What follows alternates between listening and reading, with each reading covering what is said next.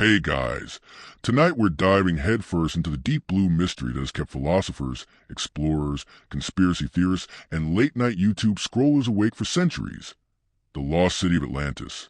Imagine it. An ancient island empire so dazzling it glowed like a chandelier in the middle of the ocean, then sank beneath the waves in one catastrophic gulp. You picture colossal white temples shimmering with gold, streets laid out in perfect circles, and ships sliding in and out of harbors like cars pulling into a futuristic parking garage. Of course, if you suddenly found yourself dropped into that Atlantis, you probably wouldn't survive the first hour, drowned, trampled by chariots, or maybe eaten by an ancient version of an eel. So, before you get comfortable, take a moment to like the video and subscribe, but only if you genuinely enjoy what I do here. And if you're listening right now, tell me in the comments where you are and what time it is for you. Are you lying in bed in New Delhi at midnight? Are you stretched out on a couch in Toronto at 4 p.m.? Or maybe you're sneaking earbuds into a boring class. Wherever you are, I'd love to know.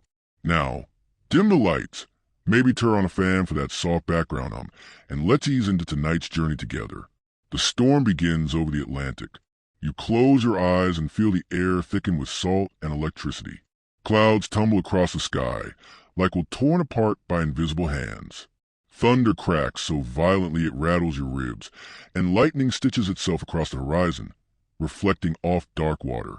You sense something beneath those waves, not just fish or coral, but a memory waiting. Plato was the first to tell the story, at least in the form we know it.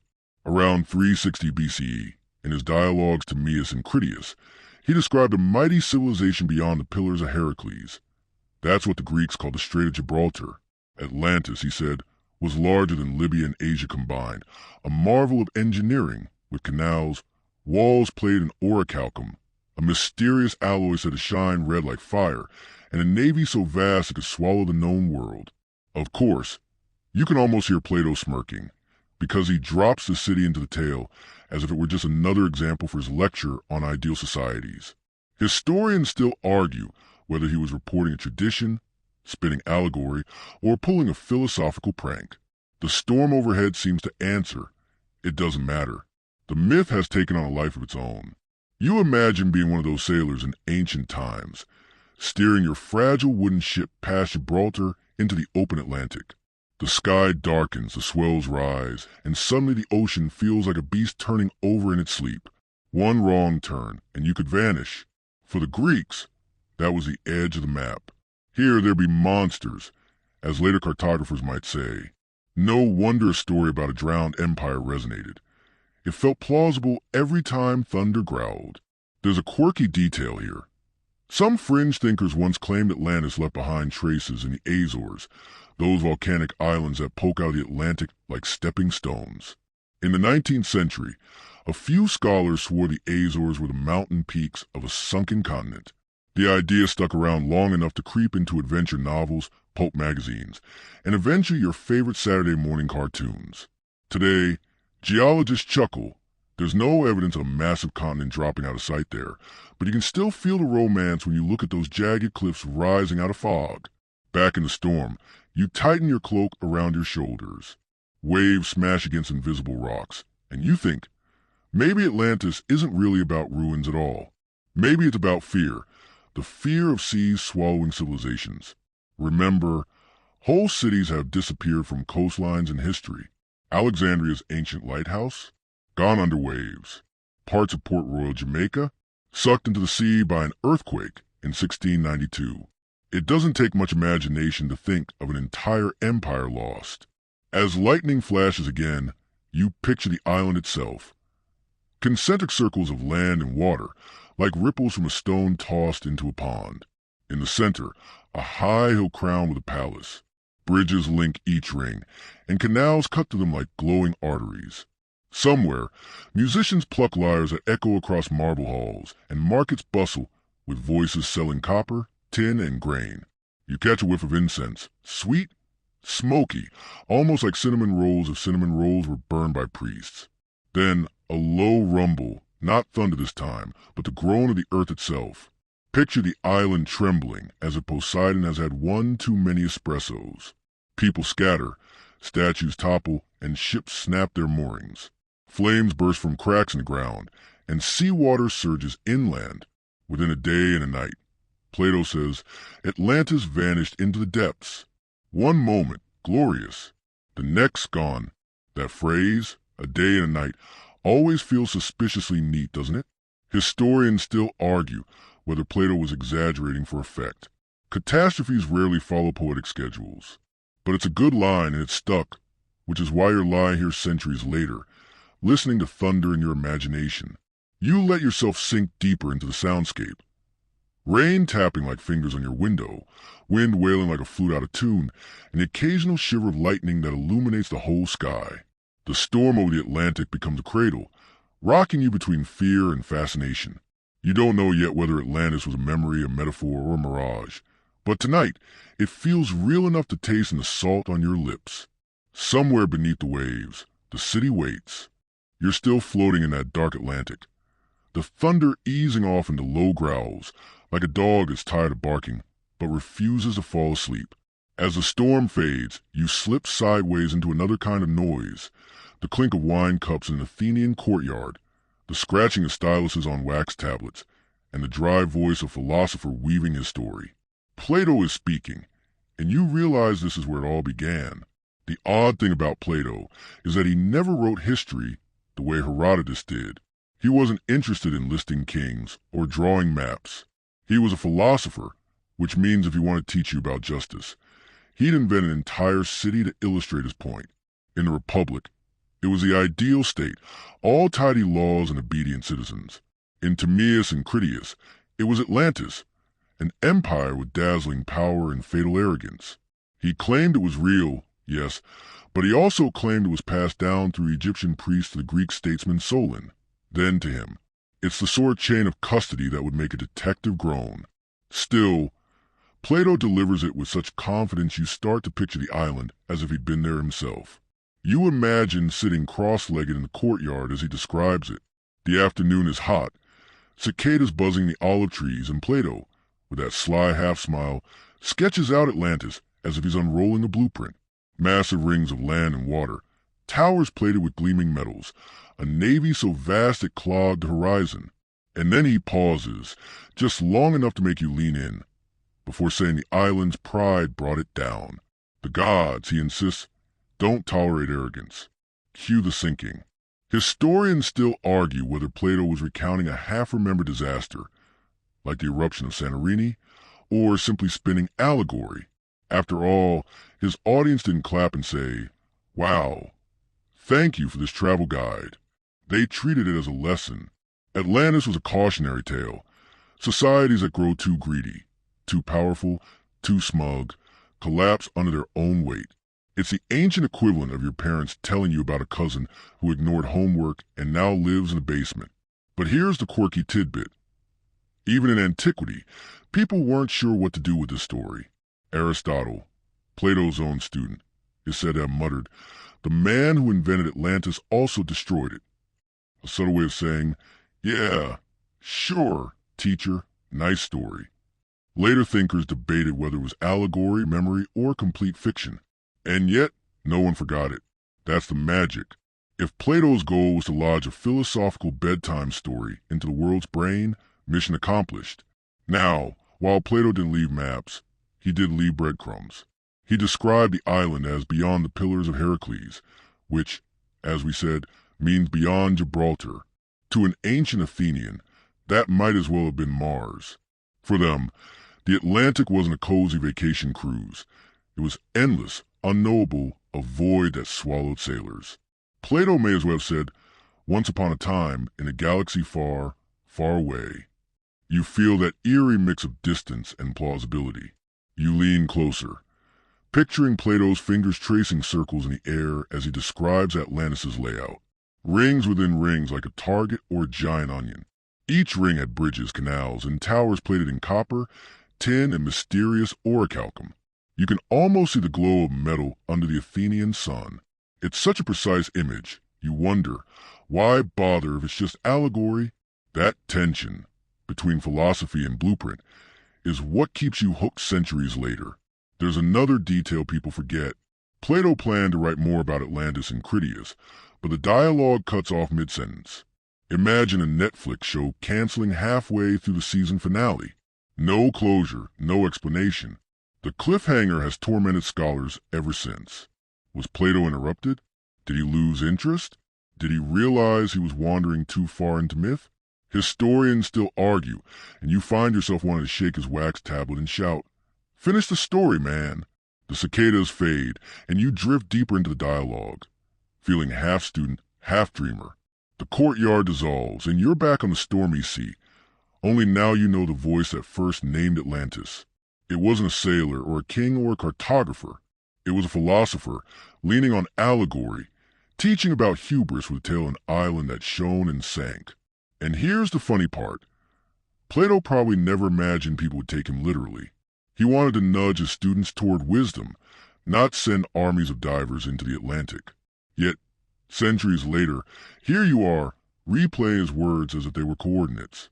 It's like someone in the year 4000 digging through old superhero comics and planning expeditions to Gotham. Still, there's something irresistible about his riddle. A city grander than Athens, a navy greater than all the Mediterranean combined, an island swallowed in one night. Allegory or not, it tugs at your imagination like a fishing line. Maybe that's the real trick. Plato planted a myth that lives halfway between philosophy and geography, so it never quite dies. The storm outside your window has calmed. The waves in your head, though, are just getting started.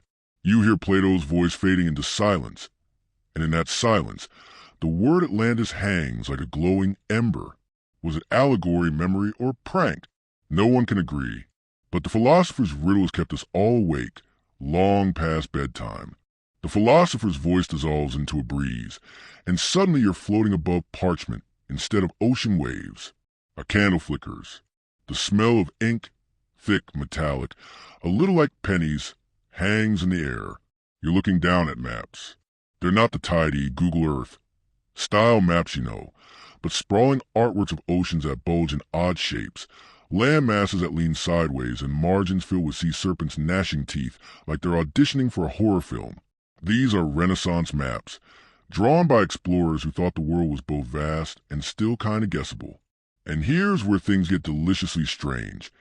Some of these maps show land masses in the middle of the Atlantic, not just tiny islands like the Azores or Madeira, but big, hulking continents where, today, there's only water. You hover closer, squinting at one in particular, the famous Pyrie Reefs map of 1513. It's a jumble of coastlines, some accurate, some baffling. Down at the bottom, a chunk looks suspiciously like Antarctica, except drawn centuries before anyone officially saw Antarctica. Cue dramatic music. Historians still argue whether that's a coincidence, a distortion, or evidence of some lost seafaring knowledge. Fringe theorists, of course, jump on it like kids on a trampoline. See? Proof Atlantis existed, and these maps remembered it. You exhale slowly, because it's equal parts fascinating and bonkers. Cartographers of the Middle Ages often scribbled Antilia or St. Brendan's Isle onto their charts, phantom islands based on rumors, sailor gossip, or possibly drunken doodling. Imagine sailing into fog, seeing a mirage, and swearing you found land. The next thing you know, it's immortalized on parchment. Some even label the mid-Atlantic with Isle of the Seven Cities, supposedly founded by fleeing bishops. Atlantis hunters pounced on these cartographic ghosts like bargain sales. If sailors thought there was land out there, maybe Plato's story wasn't so far-fetched. A quirky tidbit. Medieval sailors sometimes described the Sargasso Sea, a stretch of ocean filled with floating seaweed, as if it were land. Thick mats of kelp could trick you into believing your ship had nosed into a swampy continent. You picture an exhausted captain scribbling in his log. Definitely found Atlantis today. Also ran out of cheese.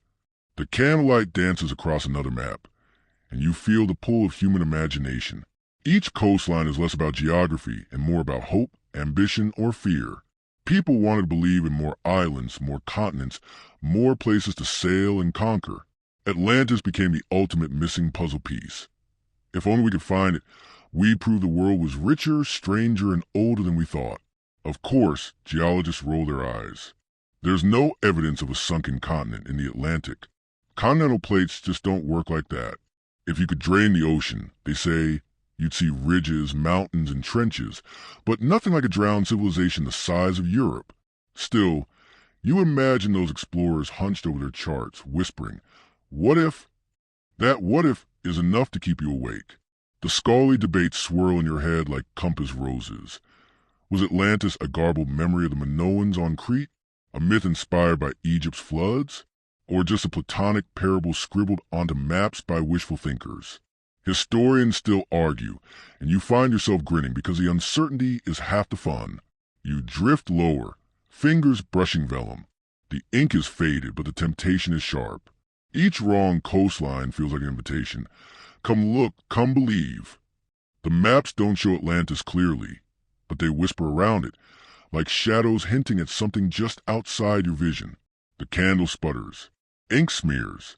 You hear rain again, soft against the window, and for a moment, the parchment blurs into the rolling surface of the Atlantic itself. Those old cartographers were wrong about many things, but they were right about mystery. And mystery, you realize, is what keeps Atlantis alive long after the ink has dried. You sink beneath the waves now, leaving maps and parchment behind, and suddenly the ocean floor spreads beneath you like an alien city frozen in time. The water is cool, slightly salty, with a gentle sway that rocks you like a cradle. Light filters down in dappled beams, illuminating shapes that could be coral or maybe the remnants of human ambition. You reach out and touch a stone slab, slick with algae, etched with lines that suggest walls, streets, even a hint of a plaza. Your imagination sparks. Could this be Atlantis, or just nature playing a trick? Off the coast of Bimini, divers have reported strange underwater formations, linear ridges, perfectly rectangular blocks, and circular patterns that look unnervingly deliberate. Some people insist they are ruins, submerged city planning still visible after thousands of years. Scientists, of course, warn that erosion, sand, and rock formations can naturally create geometric illusions. Historians still argue whether human hands ever touched these stones. You trace the lines with your finger, imagining long-lost hands, chiseling, building, dreaming. Yanaguni, off the coast of Japan, offers a similar spectacle. Massive terraces of stone rise from the seabed in steps and platforms. Divers can almost hear the echo of ceremonies, the footsteps of ancient builders, or is it just tectonic plates shifting over millennia? Either way, the formations have inspired both scientific curiosity and fringe theories. Some claim the structures show advanced engineering that predates known civilizations, even suggesting Atlantean origins. You shiver slightly, not from the cold, but from the sheer audacity of thinking humans, or Atlanteans, could shape stone with such precision. It's easy to get lost down here. Fish dart through broken columns. Tiny crabs scuttle over jagged stones, and occasional rays of sunlight glint off the sand, giving a surreal golden glow. You might even think you hear faint whispers of an ancient city waking from slumber. A cheeky thought crosses your mind. If Atlantis exists, maybe it's still judging us for stealing its story. Quirky detail. Some enthusiasts swear that sonar scans of the Bimini Ridge reveal long straight lines that could be roads. They liken them to highways, Atlantean express lanes beneath the ocean. It's tempting to imagine rush hour under the sea, chariots pulled by giant seahorses, merchants shouting over coral storefronts. And yet, the scientific consensus cautions that natural formations like beach rock can appear artificially aligned. Humans see patterns because our brains love order. You glide over formations, noting shapes that resemble temples, amphitheaters, and walls. You imagine the people who might have lived here, walking barefoot on polished stone, carrying baskets of grain, offering sacrifices, or playing ancient board games whose rules have been lost time. Every crack and groove could be accidental or a sign of genius. Historians still argue whether these underwater sites represent human settlements, natural formations, or some blend of both. Remember that Bimini stone ridge you trace with your fingertips? Picture it now under a full moon. The ocean is calm, the water turning black as ink. You hover over the slabs, wondering how many more Atlantises are hidden beneath oceans, waiting to be discovered. Some sites show evidence of tool marks. Others suggest erosion shaped them over millennia. Every dive becomes a meditation on possibility and ambiguity, where hope flirts with skepticism like mischievous siblings. The mystery of the sunken stones lingers. Are these remnants of human ambition, or are they just illusions cast by nature? Maybe the truth is somewhere in between. You close your eyes and feel the water rocking you gently. It's enough to let your mind wander between fact and fiction, imagining a city beneath the waves with streets that hum with stories, a marketplace fragrant with spices, and temples glowing faintly under sunken skies. You rise from the underwater silence and step onto sun-baked sands, this time in Egypt, where the desert seems to stretch forever and the wind carries whispers of history older than Plato himself. Herodotus, the father of history, might have walked these very paths, scribbling notes about Nile floods, pharaohs, and temples whose walls hold secrets we still strain to read. You imagine him leaning over a papyrus scroll, peering at scribes, and quietly muttering, "Atlantis, perhaps, lies elsewhere, but who can say?" The Egyptians loved their floods. Every year, the Nile swelled, leaving behind rich silt that made crops grow almost magically.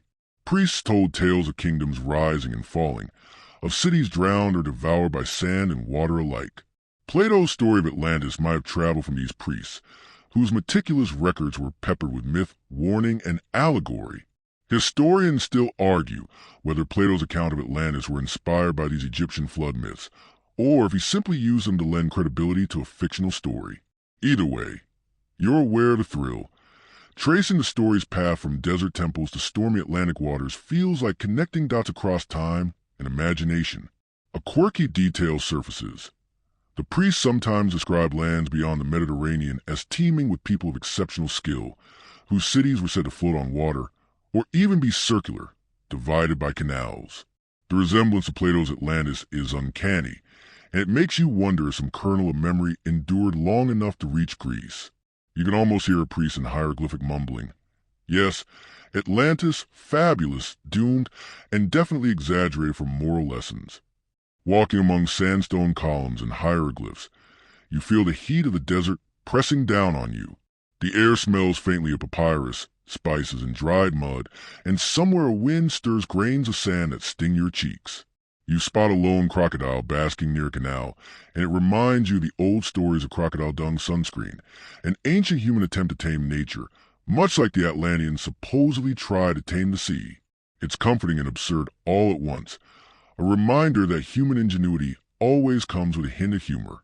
You imagine Atlanteans consulting priests in Egypt for wisdom. Perhaps they were students of the Nile, learning irrigation, astronomy, and architecture. Their empire could have borrowed ideas of temple construction, canals, and governance. In your mind's eye, you see ambassadors crossing the desert, scrolls in hand, presenting plans to priests who nod sagely, stroking their beards. The idea of knowledge transfer, from one advanced civilization to another, humbles and excites you at once. And yet, there's tension. Some Egyptologists dismiss any direct connection to Atlantis, insisting that Plato was drawing moral lessons, not reporting history. Others argue that Greek contact with Egyptian priests could have sparked genuine inspiration for a story of a lost city. Historians still argue whether this cross-cultural thread represents historical memory, philosophical invention, or an elaborate mix of both. It's that uncertainty that keeps you leaning forward, as if the desert sands might whisper the next clue if only you listen closely enough. A soft breeze stirs again, carrying the faint aroma of spices, the distant clang of bronze instruments, and perhaps the echo of Atlantean merchants walking among the Egyptian temples. You imagine them bartering, trading crafted goods and comparing celestial charts, their laughter mingling with the rustle of palm fronds. The thought makes the legend feel oddly tangible, bridging continents, oceans, and centuries. You pause near a temple doorway, fingers tracing a carved falcon, imagining that the same winds could carry stories from the Nile to Plato's ears. Atlantis, if it existed, may have been a civilization that learned from and influenced others, leaving traces not in ruins alone but in ideas, practices, and myths that drift across time like pollen on the wind. And for a moment, standing in the sun, the Atlantic feels closer. The distant rumble of waves reminds you that empires rise and fall, deserts shift, and oceans reclaim everything. You close your eyes and picture Atlantis as a nexus of trade, culture, and myth, a city that might have existed in whispers, in analogies, and in dreams, waiting to be found or remembered. You're back on an island now, but not any ordinary one. Santorini, a volcanic jewel in the Aegean. The sky above is painted in shades of pink and gold, the kind that make you want to snap 100 photos, even though you know none will capture the sense of history pressing down on your shoulders. You trudge along the caldera's edge, feeling the warmth of volcanic rock beneath your sandals and smelling the faint tang of sulfur carried on the wind.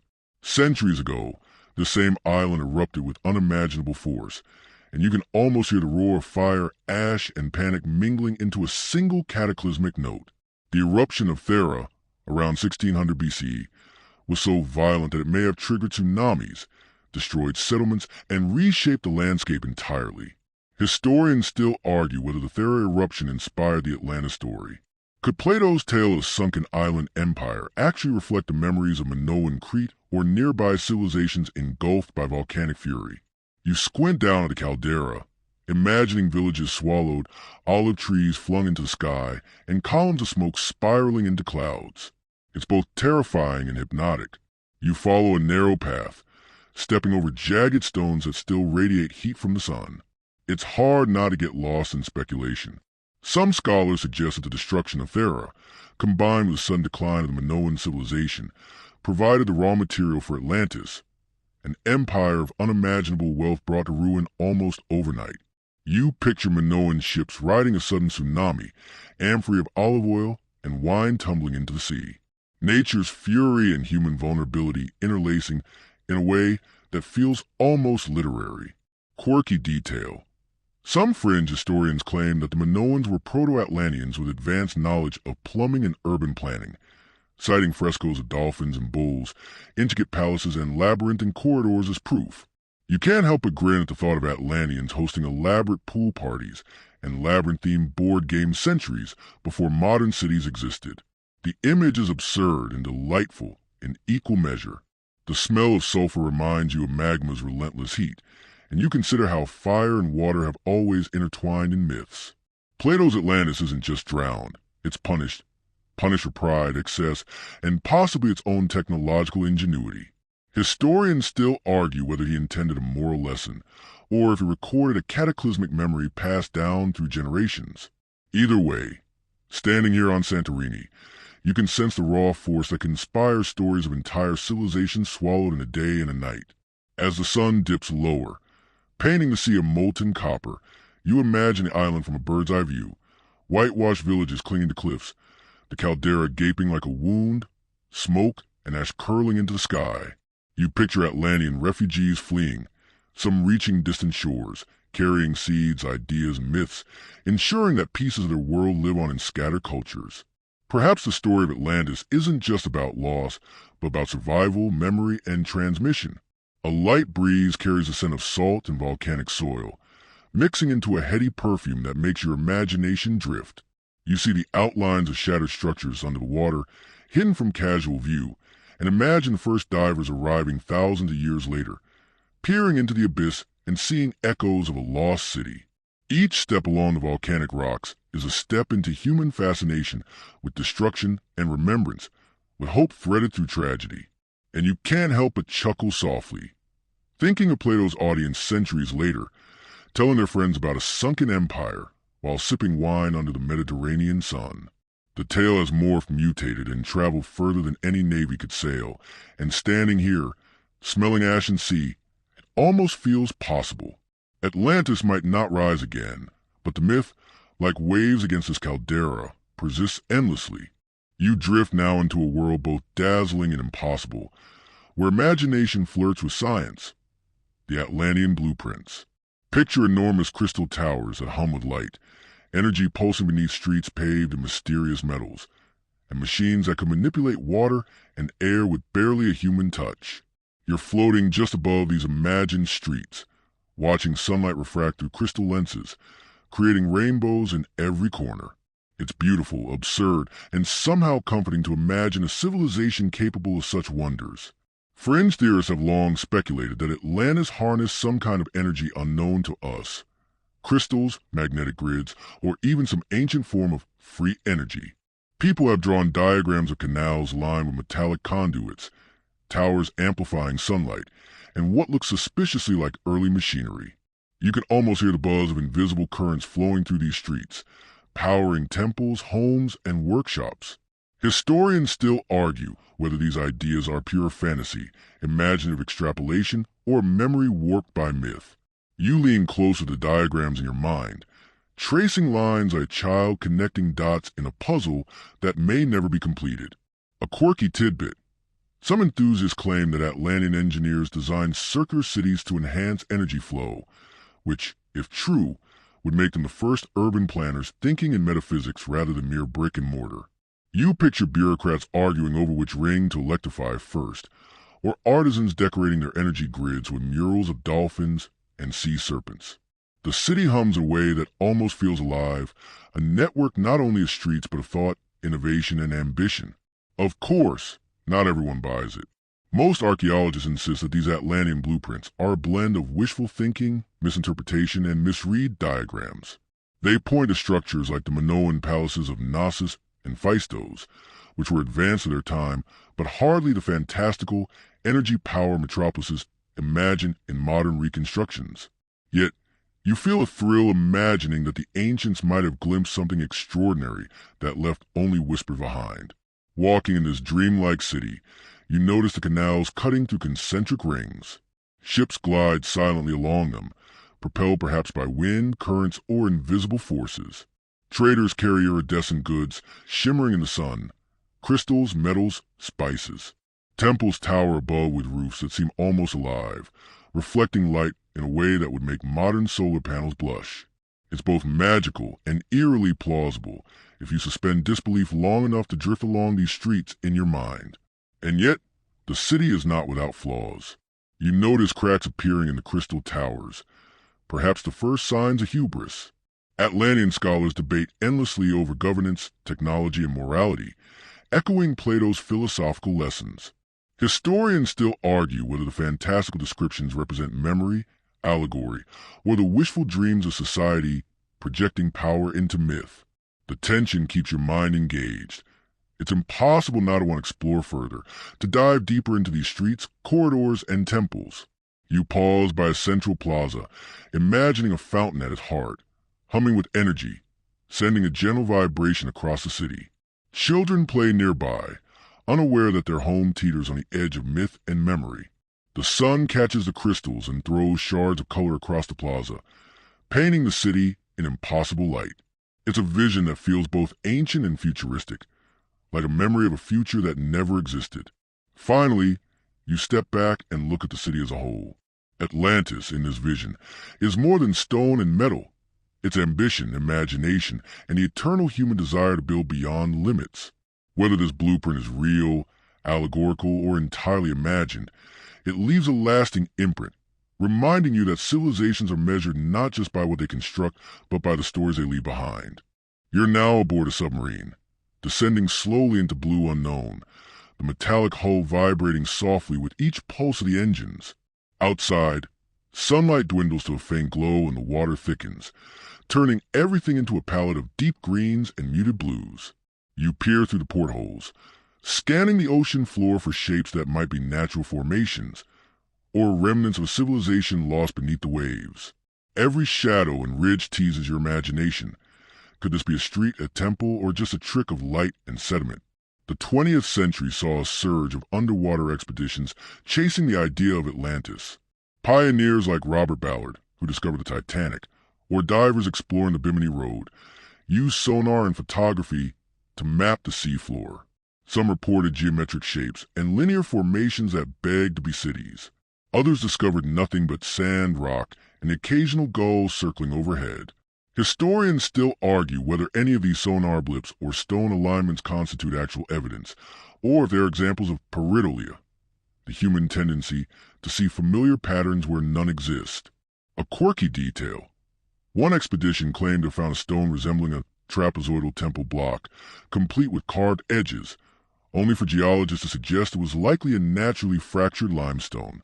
You imagine the excitement of divers hovering over the formation, Flashlights cutting through murky water, hearts racing, whispering, this could be at the lost city. And then the slight deflation when science reminds them that nature loves symmetry too. It's part of the thrill, part adventure, part hopeful delusion. The submarine's lights sweep over what look like walls or roads, darkened and smoothed by centuries of currents.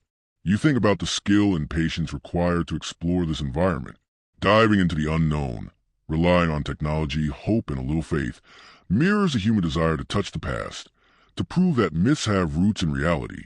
You feel a kinship with those explorers, the slow pulse of the engines syncing with your own racing imagination. Historians still argue whether these underwater formations could have been settlements from antiquity, or whether tectonic shifts and natural erosion created the illusions of streets and plazas. Either way, the ocean keeps its secrets jealously, rewarding only the patient and sometimes teasing even the most meticulous researchers. You glance at the sonar screens, rippling patterns moving across the display like a heartbeat. Could Atlantis have left such faint echoes? Or is your mind projecting expectations onto ambiguous shapes? The thrill of possibility is as real as the deep sea pressure pressing against the hull, tangible, constant, and a little unnerving. And then there are the stories whispered among divers. Mysterious lights beneath the waves, sudden currents that seem almost guided, sonar readings that appear and vanish like ghosts. Fringe enthusiasts claim these are remnants of Atlantean technology still functioning, hidden beneath centuries of water. You imagine the excitement of discovering an ancient power grid, humming faintly, waiting to be understood or misused. As the submarine hovers over an unbroken stretch of the seafloor, you feel the ocean itself as a storyteller, weaving fragments of myth, geology, and human hope into a narrative that resists finality. You close your eyes, letting the gentle hum of the engines, the filtered light, and the imagined city beneath you merge into one continuous current of possibility. The mystery isn't solved here, but it doesn't need to be. Sometimes the chase, the vision, the speculation is enough to keep Atlantis alive in your mind. You rise from the submarine's depths, surfacing into sunlight, and now the world stretches above and below in a new, technological way. Satellites orbit silently overhead, scanning oceans, measuring sea heights, and creating detailed maps of the underwater terrain. You hover in your imagination, looking down at these satellite scans, feeling the hum of data transforming the invisible into something you can almost touch. Lines of sonar, topographic ridges, and anomalies flicker across digital screens, suggesting patterns too straight, too ordered, to be completely natural. NASA and other oceanographic agencies have contributed to this quest, using satellite altimetry to detect features of the seabed with astonishing precision. You watch these scans like a child tracing the outlines of a hidden treasure on graph paper. Some formations look geometric, straight lines, circles, and symmetrical features, sparking excitement in enthusiasts who dream of Atlantean streets and plazas. Historians still argue whether these patterns reflect true human construction or just coincidental natural formations shaped by tectonics and currents over millennia. A quirky detail.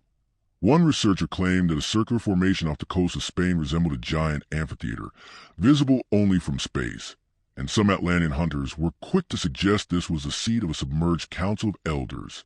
You laugh quietly at the image, imagining fish swimming through coral columns like parliamentary seats, debating the rights of the ocean. It's the kind of story that fuels imagination and keeps exploration alive even when evidence is elusive. The satellite images reveal fractures, ridges, and depressions that hint at possible human intervention. You imagine an Atlantean city, mapped precisely, its main avenues radiating from a central palace, perfectly visible if only one could see through layers of sediment and water. Some believe these images, combined with sonar data, provide tantalizing hints that Plato's Atlantis might leave a faint imprint on reality. Others caution that the ocean is deceptive. Currents, volcanic shifts, and sediment layers can create symmetrical patterns that look eerily deliberate. Hovering in this digital sea, you picture explorers poring over data in offices, tracing coordinates, and debating whether to mount new expeditions. The tension between hope and skepticism hums through the air, much like the quiet pulse of the satellites themselves. Fringe enthusiasts chatter about energy grids, submerged highways, and crystal towers, while mainstream scientists remind everyone to breathe and remember erosion. You smile at the clash, scientific caution versus a human need for wonder. Historians still argue whether satellite-detected anomalies are proof of Atlantis or simply evidence of how persuasive myth can be. You consider the irony. A city described thousands of years ago by a philosopher might now be found through the eyes of technology that Plato never dreamed of. Perhaps you would be amused, or maybe even awed, seeing that the story served its purpose, inspiring curiosity, debate, and imagination. Finally, as you drift above the digital map, patterns of land and sea blending into shades of blue, you feel the pulse of possibility. Atlantis might not rise from the depths, but it floats persistently in our collective consciousness, waiting for every new scan, every sonar ping, and every whispered theory to breathe it alive again. The line between myth and evidence blurs, and you let yourself drift, carried by the endless hum of curiosity that refuses to rest. You slide now into the murky waters of rumor, conspiracy, and tantalizing secrecy, the current that carries whispers of Atlantis to those willing to bend reality a little. Imagine yourself in a dimly lit cafe late at night, notebooks scattered, laptop screens glowing, and voices leaning close to whisper about government cover-ups, alien interference, and Atlantean time capsules lost beneath the waves. It feels thrilling, slightly illicit, and just a little ridiculous, but the allure is irresistible. Throughout the 20th century and into the present, some claim that evidence of Atlantis has been deliberately concealed. Government allegedly confiscate artifacts, submarines disappear on secret missions, and satellite data is scrubbed. You hover over these tales, imagining black-clad agents tiptoeing along docks, lifting crates filled with metallic tablets etched with unreadable symbols, and vanishing into the night. Historians still argue whether these stories are simple fantasies, elaborate hoaxes, or reflective of genuine lost knowledge. Either way, they feed the imagination. A quirky tidbit. One conspiracy theorist argued that Atlanteans left behind not just physical traces, but encoded knowledge, mathematical or cosmic secrets embedded in crystal grids, waiting for humans to decode. You picture a tiny team of researchers frantically scribbling equations, waving their hands over holographic projections, muttering, "If only we could understand this." It's part absurdity, part charm, and entirely human. The current of rumor flows across decades, sweeping in UFO enthusiasts, psychic explorers, and late-night talk show hosts. Some claim that aliens preserved Atlantean technology or relocated survivors to other worlds, ensuring humanity remains unaware of our true origins. You shiver slightly, not from fear, but from the sheer audacity of imagining civilizations older than history itself, sharing secrets with extraterrestrial custodians. Yet, amidst the wild claims, kernels of plausibility keep you anchored. Governments do conduct secret underwater research. Military sonar scans can detect previously unknown formations, and some recovered artifacts remain mysterious enough to spark legitimate curiosity.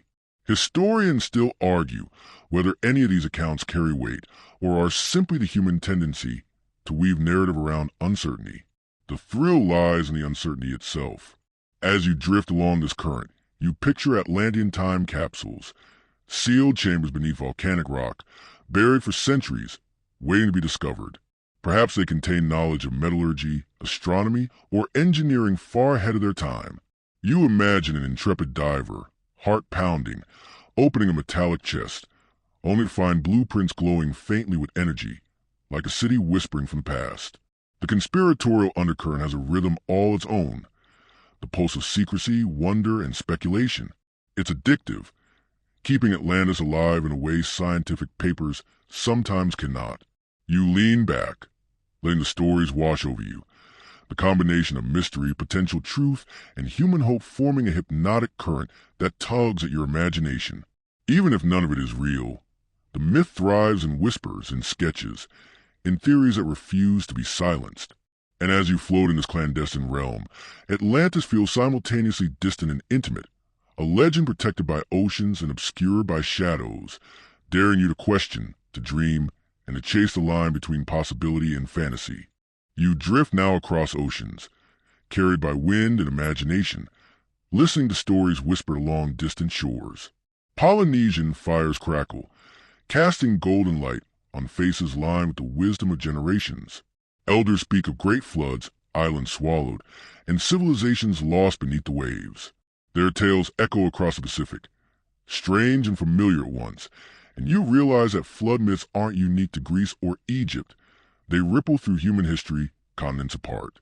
Historians still argue whether these myths share a common origin, reflect natural disasters, or rise independently from human fascination with water and loss. You sit cross-legged by the fire, listening to the melodic rhythm of the elders' voices. Each story carries a lesson, a warning, and a hint of memory. Some speak of enormous waves that flatten villages, while others tell of land rising from the sea. You imagine Atlanteans reaching distant shores, carrying seeds, knowledge, and traditions that might have merged with local culture. The threads of myth and memory intertwine, like vines along the coastline. A quirky detail: some Polynesian legends describe islands that disappeared overnight, leaving only circular reefs behind. Divers have noted coral formations resembling concentric city walls, eerily reminiscent of Plato's description of Atlantis. You picture an Atlantean refugee staring at a reef, thinking, well, it's not quite home, but it'll do, and quietly building a new life among foreign shores. The ocean itself seems to speak here, whispering in waves and tides, carrying stories from one island to another. You imagine the currents transporting not only fish and debris, but also fragments of memory, tales of grandeur, and warnings about hubris. Atlantis, in this sense, is less a fixed location and more a concept traveling through human consciousness, shaping myths, moral lessons, and oral traditions. You wander among palm trees and volcanic sands, feeling the rhythm of drums as night deepens. Islanders recount stories of great leaders, engineers, and seafarers who vanished beneath the waves, their legacies lingering in traditions and rituals. You realize that these are echoes of Atlantis, not the precise city, but the idea of it carried across oceans and generations. Historians still argue whether these alignments are coincidence or evidence of a shared memory. You imagine small boats bobbing on the moonlit water, carrying children and elders who exchange stories with distant kin. Perhaps some knowledge of ancient construction, farming, or astronomy was passed down, embedded in folklore, and later merged with local ingenuity. Atlantis, it seems, is less a point on a map and more a network of whispers across cultures. By the firelight, you feel a profound sense of connection. Stories of the lost city, whether metaphor, memory, or misremembered history, resonate far beyond Plato's writings. They teach resilience, caution, and wonder, lessons that survive even when cities vanish. And as you lean back against the warm earth, the ocean breeze carrying salt and smoke, you realize that Atlantis travels not in stone alone, but in stories that weave together people, places, and time itself. You rise again, drifting across time and space, landing this time in the libraries of the modern world. Towering shelves creak under the weight of books, journals, and manuscripts, some dusty, others freshly printed, all containing humanity's obsession with lost civilizations. You run your fingers along spines, imagining the countless minds who chase Atlantis with pens, maps, and scanners, each convinced they might glimpse the city before it slips back into legend. Historians still argue whether the obsession with Atlantis says more about the city itself or about human desire to discover something greater than ourselves. You pick up a slim volume, its pages yellowed and delicate, filled with diagrams of circular islands, intricate canals, and fantastical architecture. Some authors blend science and speculation, citing geological anomalies, sonar scans, or mysterious underwater structures. Others are pure dreamers, imagining energy grids and floating crystal towers. You can almost hear the scribbles, the muttered equations, the aha moments, and the deep sighs of frustration when evidence proves elusive. The library hums with quiet reverence for the unknown, a place where myth and investigation coexist uneasily. A quirky detail: some modern Atlantean enthusiasts argue that the city's remnants are not underwater at all, but buried beneath the sands of Sahara, displaced by tectonic shifts or forgotten riverbeds. You picture a team of archaeologists sweating under the desert sun, brushing sand from a stone that might just be nothing. And yet, the possibility sparks hope, curiosity, and a little irrational excitement, the perfect blend for a legend that refuses to die. Digital databases hum in the background, connecting scholars across continents. Satellite images, sonar scans, and geological data are shared in real time, each new discovery sparking debate. Historians still argue whether these modern methods are uncovering lost cities, natural formations, or simply giving flesh to ancient myths. And yet, you can't help feeling exhilarated at the thought that technology allows us to chase the same mysteries Plato inspired over 2 millennia ago. You wander past maps showing ocean ridges, magnetic anomalies, and underwater peaks. Each contour line feels like a breadcrumb, guiding you toward a city that may or may not exist. Some formations are tantalizingly geometric, prompting headlines and debates. Others vanish under closer inspection, leaving only faint traces of possibility. It's a reminder that Atlantis exists as much in human imagination as in physical reality. The library fades, and you imagine a modern expedition at sea, drones hovering over water, divers descending into murky depths, sonar pulses revealing strange formations. The combination of old texts and cutting-edge technology bridges the gap between myth and reality. Atlantis persists in human consciousness, a phantom city that teaches patience, curiosity, and the thrill of the chase. And as you lean back in a quiet corner, absorbing the accumulated knowledge of centuries, the hum of fluorescent lights blending with the distant crash of ocean waves in your imagination, you realize that Atlantis' true power lies not in its existence, but in its ability to inspire us to look beyond what we know, to search, to dream, and to wonder. You're now drifting across continents again, this time to the bustling streets of modern cities, where technology and culture hum in constant motion. Skyscrapers glint in the sunlight. Traffic pulses like a living artery, and digital billboards flash information at dizzying speeds. Amid this urban sprawl, Atlantis lives, not in stone or crystal, but in human fascination in books, documentaries, online forums, and late-night podcasts where enthusiasts debate coordinates, energy grids, and ancient technology. Historians still argue whether our obsession with Atlantis is about history, morality, or simply a longing for the impossible. You wander down a quiet alley in your imagination, past cafes where scholars sip coffee and discuss tectonics, and record stores stacked with documentaries, atlases, and fringe theory guides. Each one is a testament to human curiosity, a modern echo of Plato's original narrative. Some authors map speculative coastlines across the Atlantic. Others reconstruct Atlantean societies in meticulous detail. Circular cities, canals, plazas, and palaces gleaming under imaginary sunlight. You can almost hear the debate simmering in each room. It's just a myth versus, but what if it isn't? A quirky detail. Pop culture loves Atlantis too. Animated films, video games, and comic books depict underwater cities with glowing technology, talking sea creatures, and heroic Atlantean warriors.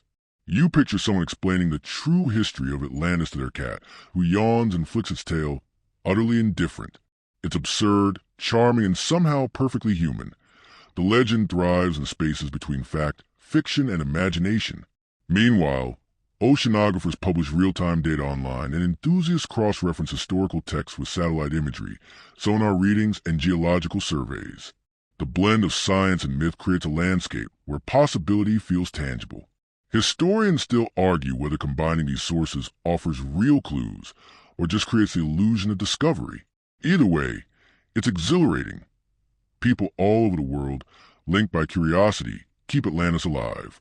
Walking down a neon-lit street in your mind, you imagine an Atlantean scholar transported to today.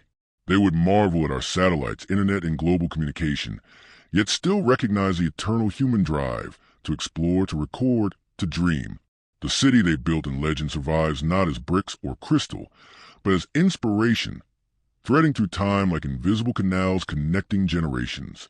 You pause beside a fountain, imagining its circular design echoing Plato's concentric rings, water spilling in concentric patterns, sunlight catching droplets just as it might have in the Atlantean capital. The fountain is modest, but it carries the same lesson.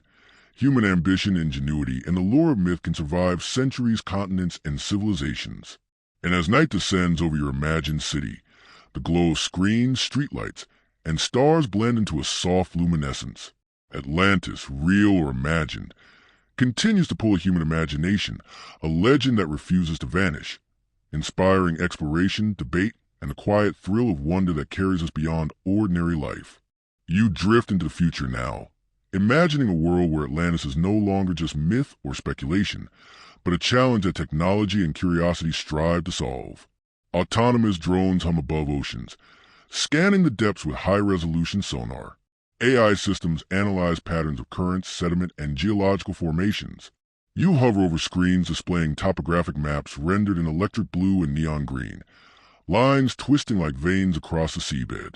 Historians still argue whether these tools will ever reveal anything definitive, or if Atlantis is destined to remain a story, floating tantalizingly just out of reach. The idea that Atlantis could be found today excites explorers, scientists, and dreamers alike. Imagine a robotic submersible gliding along the ocean floor, its lights revealing formations that resemble streets, plazas, and temples, each sweep of the camera sparking hope. Yet for every promising image, there's an equally likely explanation: natural rock formations, sediment displacement, or coral growth masquerading as architecture. The ocean is patient, protective of its secrets, and the city of Atlantis, if it ever existed, resists easy discovery. A quirky detail. One futuristic theory imagines that Atlantis city structures were made from a self-healing material, submerged to preserve them, and now slowly decaying under seawater. You picture robots brushing sand off walls, algorithms trying to reconstruct impossible blueprints, and researchers holding their breath, thinking, if only Plato had left a manual. The mixture of hope and absurdity is charming, an eternal dance between imagination and evidence. In this vision, Atlantis inspires not just exploration, but innovation. Engineers design new submarines, AI programs analyze decades of data, and scientists collaborate across continents, all united by a legend that transcends fact. You imagine these modern Atlanteans, researchers and dreamers, hovering over ocean maps like medieval cartographers, tracing phantom coastlines with pens and fingers. Historians still argue whether the legend fuels discovery or simply provide a narrative scaffold for human ambition. You picture the first physical trace being found: a wall, a canal, a circular structure. It might not be Plato's Atlantis, and it might not be perfectly preserved, but the discovery would ripple across the world, validating centuries of speculation and imagination. You imagine headlines, documentaries, and social media threads exploding with excitement. For a moment, Atlantis exists again, alive in both reality and collective consciousness. And as the futuristic sun sets over oceans both real and virtual, you feel the pull of the legend, a reminder that some stories persist not because of physical evidence, but because they spark curiosity, wonder, and the human desire to push beyond the known. The myth of Atlantis continues to ripple through time, an endless invitation to imagine, explore, and dream. The current eases now. Slow your journey as you drift toward the gentle, meditative end of the story. You find yourself floating above the Atlantic, waves glinting under the pale light of a moon just rising. The water is calm, soft swells rock you like a cradle, and the scent of salt carries on a whispering breeze. You think of all the places you've been: the submarine's hum, the volcanic heat of Santorini, desert winds of Egypt, Polynesian fires, libraries of knowledge, neon city streets, and futuristic labs, and feel the threads of Atlantis weaving them together into a single, shimmering tapestry. You reflect on the patterns, the myths, the theories, and the evidence or lack thereof. Atlantis lives as much in human imagination as in oceanic sediment. It survives in maps drawn by medieval explorers, sonar blips captured by divers, and the whispered stories of island elders across the world. It persists in the dreams of those who want to believe, and even in the skepticism of those who insist on proof. Historians still argue whether it was a literal city, a parable, or an amalgamation of real-world events. But the discussion itself is part of its enduring magic. A quirky thought flits through your mind. Maybe Atlantis is still out there, submerged in ways our instruments cannot yet detect, or perhaps it exists as an idea, constantly reshaping itself with each generation's hopes and imaginations. Perhaps the Atlanteans, if they ever existed, would chuckle at our endless searching, marveling at how their story became eternal, not for its location but for its power to spark curiosity, wonder, and debate. You picture the final image of Atlantis: circular canals glinting under imagined sunlight, streets humming with echoes of a long-lost civilization, crystal towers reflecting the waves, children playing near plazas, merchants trading, priests observing the stars. Some ruins crumble, some shine, and all of it floats somewhere between reality and myth, carried in the currents of human consciousness. The mystery is as much a part of the city as its stones, and perhaps that is the truest legacy of all. Historians, scientists, and dreamers alike continue to chase fragments, whether through archaeology, technology, or storytelling. Atlantis teaches patience, humility, and the joy of exploration, the thrill of imagining a city that could be, even if it never was. And as you drift in this moonlit ocean, the hum of waves blending with your own breathing, the line between fact, fiction, and possibility softens. The city rests in a quiet slumber, waiting for those willing to dream, to explore, and to let the mystery guide them. You settle into the final current of this journey, letting your body and mind soften against the gentle sway of imagination. The ocean stretches endlessly around you, a mirror of moonlight and quiet waves, the kind of quiet that makes your eyelids feel deliciously heavy. Each ripple is a lullaby, each shimmer a whispered secret, and somewhere deep beneath, Atlantis, real, imagined, or somewhere between, rests in serene, timeless slumber. You allow yourself to drift, carried by the ebbing tide of thought, each breath slower, each heartbeat a gentle drum. The stories you've explored, from Egyptian flood myths to Polynesian oral legends, from volcanic cataclysms on Santorini to futuristic sonar scans, all converge here, folding into one long, shimmering thread of possibility. Atlantis is no longer just a city lost beneath the waves. It is a pulse of curiosity, the spark of wonder that has traversed continents and centuries. You picture its streets and plazas one last time, shimmering faintly under sunlight refracted through water, humming with echoes of lives long vanished, of knowledge passed down, of imagination refusing to fade. The gentle hum of the ocean blends with the soft, rhythmic whisper of your own breath. You imagine the Atlanteans, if they ever existed, reclining in temples, listening to waves, pondering the stars, curious, ambitious, human. And maybe that is a gift the legend offers. Not a physical location, but a journey of mind and spirit, a reminder that some mysteries are meant to be explored slowly, dreamily, and with wonder. The world may move quickly above the surface, but beneath, Atlantis sleeps, carrying the weight of myth, memory, and imagination in its eternal, patient silence. You feel profound calm, a gentle reassurance, as if the city itself is whispering, explore, imagine, and remember, but rest now. The waves cradle you, the currents hum softly, and the story fades like the last sliver of sunlight over the horizon. Your eyelids grow heavier, your thoughts quieter, and the mystery of Atlantis merges with your own dreaming mind. Now, you float in that perfect liminal space, where myth and imagination intertwine, and your breathing slows, syncing with the eternal rhythm of the ocean. Everything is calm. Everything is still. Everything is enough. Sweet dreams.